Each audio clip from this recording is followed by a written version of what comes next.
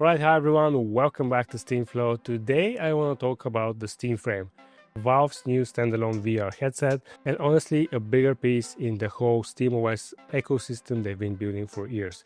There's a lot happening here, not just in gaming, but what this means for PC VR, for Linux apps, and even Android support. If you're new to the channel, welcome to SteamFlow, the channel where we cover Steam Deck, SteamOS, Steam updates, performance tips, and now Valve's newest hardware.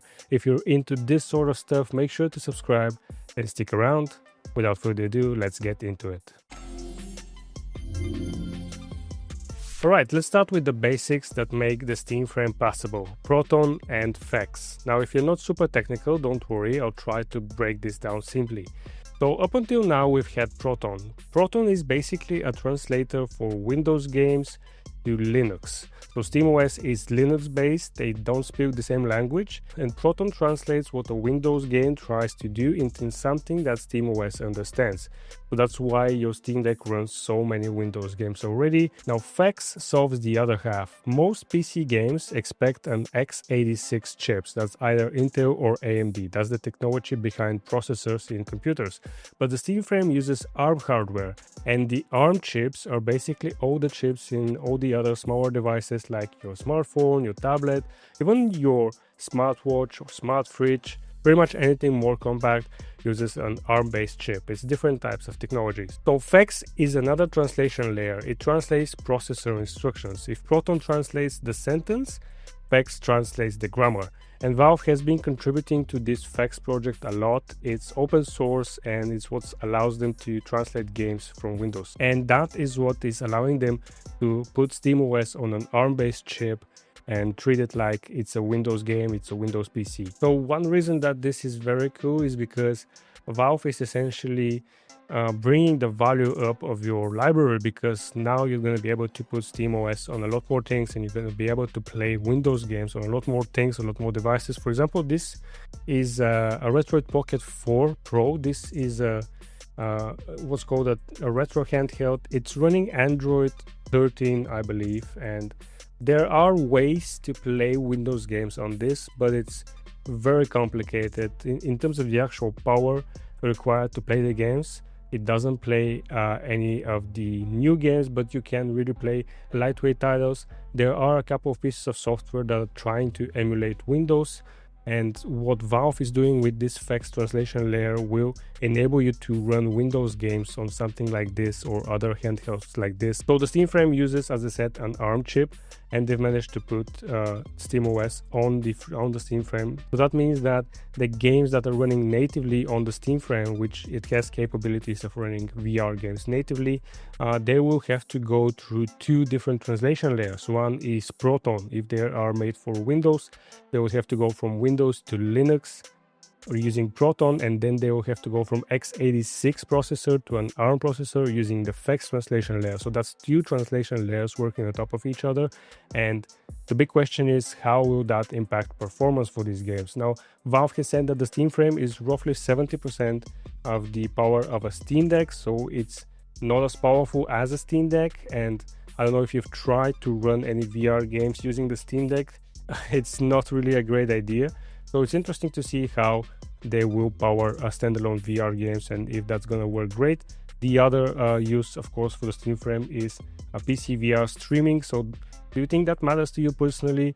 Are you going to be using the Steam Frame to play VR games or even 2D games natively, or will you more lean towards streaming your games instead of running them natively? I'm really interested to know. So let me know in the comments if you are planning to purchase this device, what would be your main use case for it. Now this is where things get really cool. Because of this translation layer and because of they're using Linux, Valve didn't just build a VR headset, they built a tiny Linux PC that you wear on your face. And because it's SteamOS on ARM, you'll be able to run Linux apps natively.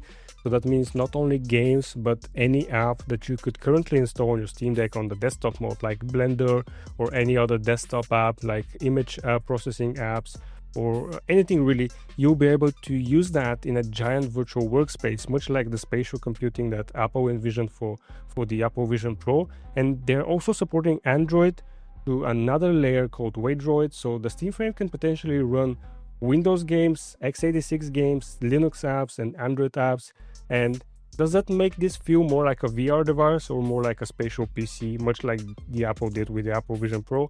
I'm honestly leaning towards the second one. The Steam Frame is going to be very versatile device, and it's going to allow you to do a lot more than just gaming, not only natively, not only streaming, but you'll be able to do a lot more with it. And that's really the most exciting part. Now let's talk about the visuals. Valve went with a 2160 by 2160 LCD panels, not cutting edge, but they're paired with super low persistence for smooth motion, and they're using pancake laces that give sharper clarity, less glare, and a slimmer profile, and they're able to keep the device light and comfortable on your head.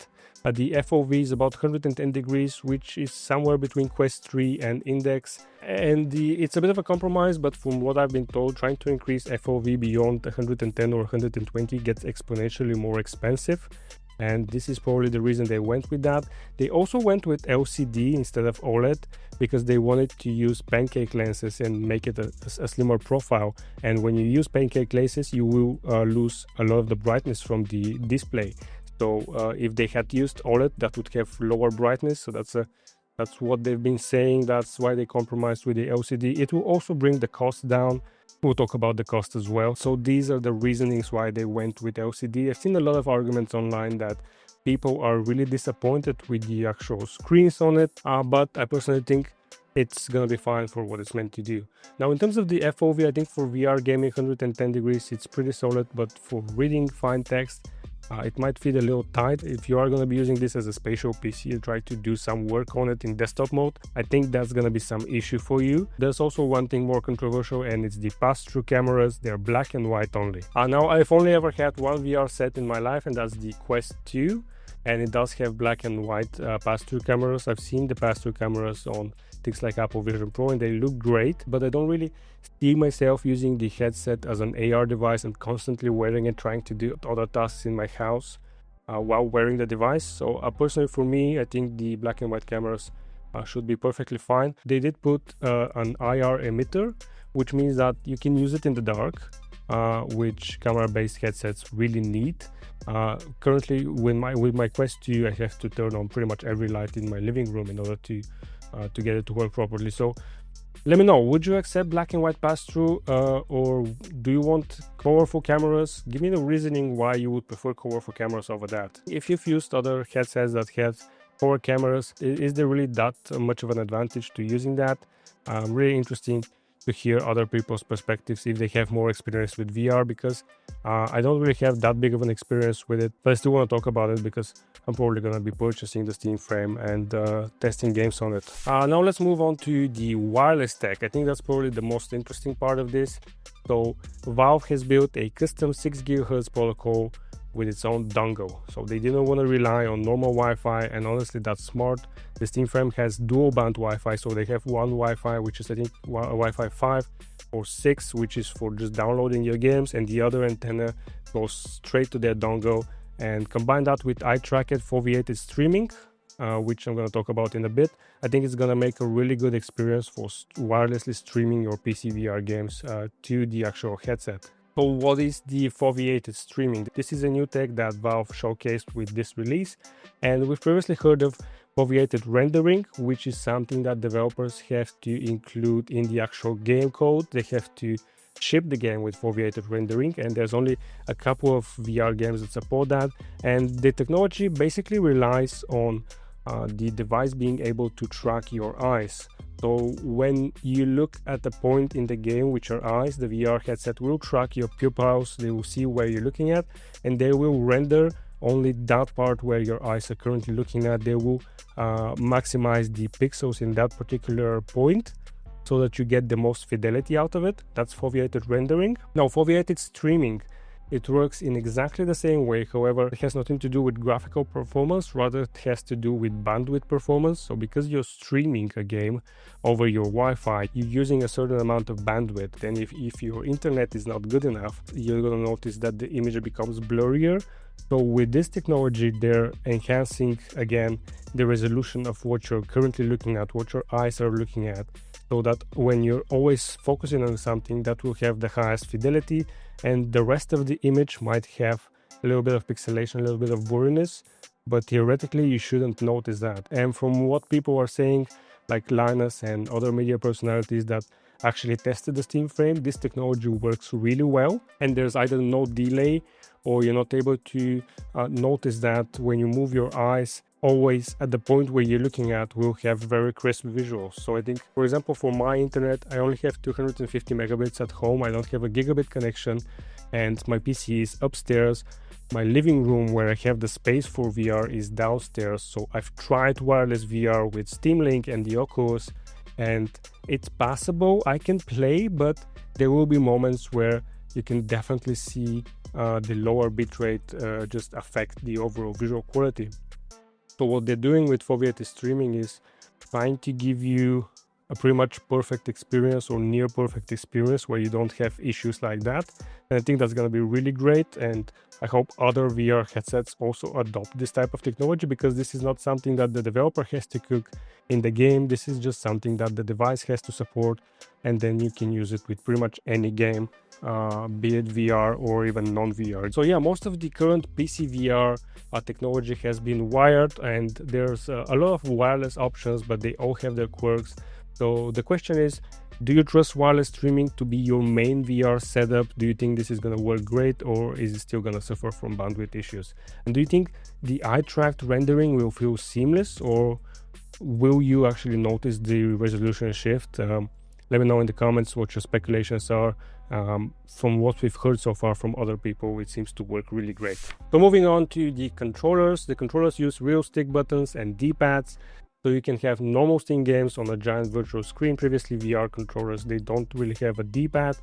So that basically turns the frame into a Steam Deck for your face. So would you actually use that mode, or is that more of a novelty? Personally, I haven't played that many VR games, but the prospect of having one giant screen on my face and just playing 2D games like that seems really good. I'm not sure what the eye strain would be, but for me personally, I think this is going to be the main use case from the Steam Frame. I'm just going to use it like a giant monitor strapped to my head. Now, another really cool thing that Valve talked about is the expansion ports. So Valve has added multiple ports on the Steam Frame, including one that's basically a PCIe slot inside the headset. And these slots, they open the door for custom modules, audio systems, camera add-ons, full-body trackers, AR tools, modded straps, even like a smell module could be installed. There was this thing back in, I think, 2007, 2008 that came out that allegedly allowed you to download different smells, and you could put it on your desktop and you could download different smells and it would try and give you the same smell. So that was a really interesting thing. I don't think it succeeded a lot. I think people started sending other people a smell of shit. So that would be interesting, but the actual idea of people designing different modules for the Steam Frame, different accessories, makes it really exciting for people who like to tinker with this sort of stuff. So if you could add one accessory through that port, what would you build first? It could be anything, even if you don't have any idea of how to do this. What would be something that would enhance the experience for you, be either VR or non-VR? I'm interested to know. Let me know in the comments if you have any ideas for what these ports could be used for. Now, I mentioned the Apple Vision Pro a lot of times, but I don't think Valve themselves are trying to compete with Meta or with Apple. I think Valve's hardware teams are pretty small. They aren't aiming for mass market, and that's why there's a few compromises with the VR, but reportedly they're only prepping a few 100,000 units for the first year of selling, and this feels more like a device for tinkerers, for Linux fans, and for PC VR enthusiasts. It's not going to be something massive that everybody buys. So are you in that group of tinkerers, or are you just curious where Valve is going? Do you think you're going to be purchasing this device? And talking about purchasing, pricing is still unknown, but there's a lot of guesses online. A lot of people are going around $600-700 for the headset, maybe $1,200 for the bundle with the Steam machine and the new controller. I think it's going to be more than that. They've said that it's not going to be the price of the Index, which is $1,000. It will be priced less than that, but it's going to be still a premium device. So maybe between $700 and $800, maybe even $800 and $850. So if that's going to be the price, do you think you're going to be buying this? Are you at all in the market for a VR headset? I'm really curious how you feel about the dual translation layers, the wireless setup, the pass-through. I would like to hear all your comments on it, so let me know down in the comment section. And what's the one thing that you want this headset to do for you? Do you really plan to purchase it? I realize that my audience is primarily Steam Deck users. However, I've recently started covering not just Steam Deck but SteamOS in general and Steam updates. So some of you watching might really be interested in purchasing this, and I would really love to hear your thoughts about it. So that's pretty much it. I just wanted to cover the Steam frame. I'm going to be doing the same types of videos for the Steam machine and for Steam controller. I'm heavily invested in the whole Steam hardware ecosystem. I'm really loving my Steam Decks. I've had my Steam account for more than 15 years, and I think what Valve is doing with this is definitely in the right direction for the whole gaming market in general. So yeah, if you enjoy talking about Steam, SteamOS, Steam hardware, consider subscribing to the channel, turning all notifications on, because there's going to be a lot more of this in the future. Thank you guys for watching. If you enjoyed this video, consider leaving a like. It really helps support the channel. And I'll see you guys in the next video.